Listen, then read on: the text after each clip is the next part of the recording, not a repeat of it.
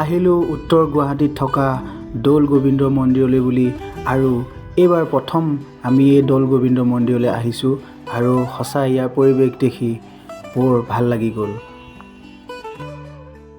আৰু এই মন্দিৰভাগ চন্দ্ৰভাৰতী পাহাৰত অৱস্থিত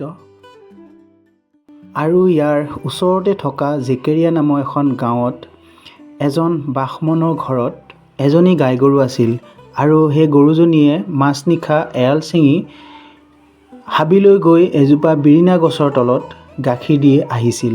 সেই কথা গম পাই গৰ্গৰাম বৰুৱা যি আমাৰ প্ৰয়াত আনন্দৰাম বৰুৱাৰ পিতৃ আছিল, তেখেতে গম পাই সেই হাবিডোখৰলৈ গৈ হাবিডোখৰত থকা বিৰিণা গছজোপাৰ তলত খান্দিবলৈ ল'লে।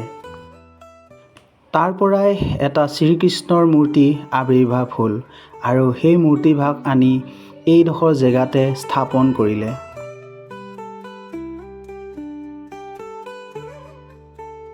তেতিয়াৰ পৰাই ওচৰৰ গাঁৱৰ ৰাইজ আৰু ভক্তবৃন্দৰ সহযোগত 1970 চনত এই মন্দিৰভাগ সম্পূৰ্ণ হৈ উঠিল।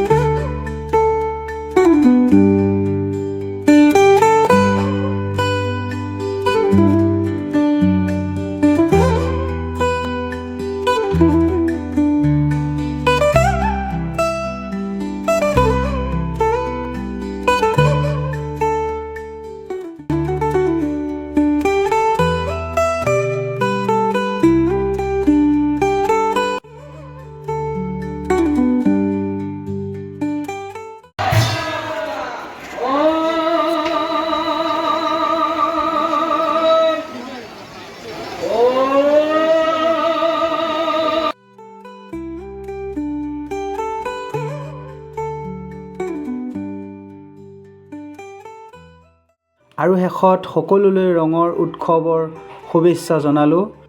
ভিডিঅ'টো ইমানতে সামৰণি মাৰিছোঁ। কেনেকুৱা পালে কমেণ্ট কৰি জনাব নাপাহৰিব। ধন্যবাদ। জয় আই অসম।